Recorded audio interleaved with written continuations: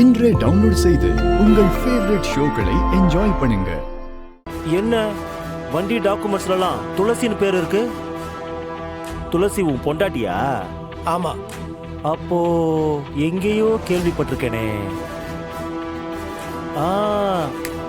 இப்போ இருக்கிற எம்எல்ஏ அதுவா? அதுவா? ஆமா. என்ன சார் இப்போ உங்களுக்கு?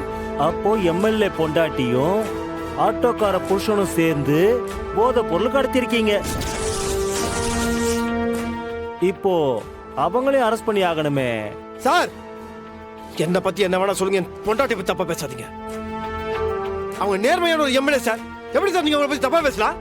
அவங்கள கூப்பிட்டு வந்து விசாரிக்கும் போது அப்ப தெரியும் யாரு நியாயமா இருக்கிறாங்க இல்லன்னு.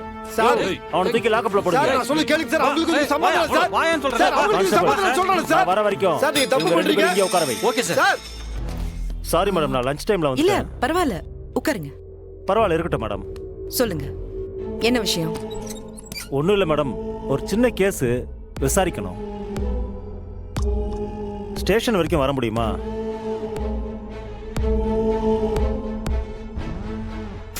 நானா? என்ன கேஸ், என்ன விசாரணை?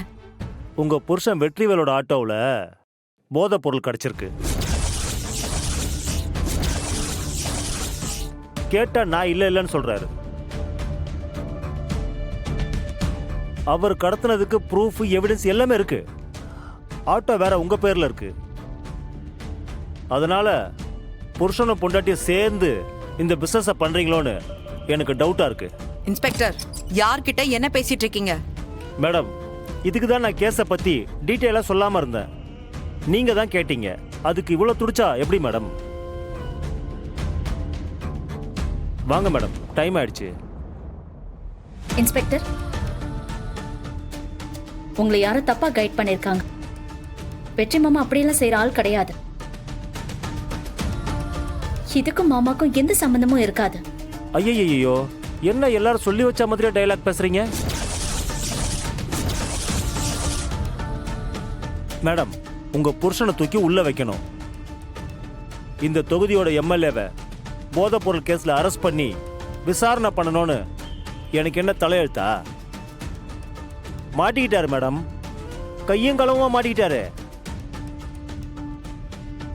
அப்ப நான் டியூட்டியை செஞ்சுதானே ஆகணும்.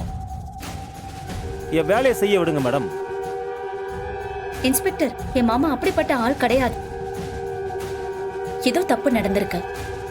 என் அக்காவோட பேரையும் என் மாமாவோட தொழிலையும் அழிக்கிறதுக்காகவே யாரோ இத பிளான் பண்ணி செஞ்சிருக்காங்க. அட என்னம்மா நீங்க? வீட்டுல ஆளாளுக்கு தனித்தனியா நீங்களே இன்வெஸ்டிகேஷன் பண்ணுவீங்க போலயே. நீங்க போலீஸா இல்ல நான் போலீஸா? இதெல்லாம் விசாரணை முடிஞ்சதுக்கு அப்புறம் தான் கண்டுபிடிக்க முடியும். அதுக்கு முன்னாடி நான் செய்யறத செஞ்சுதான் ஆகணும். எம்எல்ஏ மேடம், சட்டத்துக்கு கட்டுப்பட்டவங்க நீங்க. நீங்களே இப்படி பண்ணா எப்படி? வாங்க. அக்கா, என்ன இது? அஞ்சலி, அதான் வெற்றி ஸ்டேஷன்ல இருக்கிறதா சொல்றாருல, வா என்னன்னு போய் பாப்போம். வாங்க.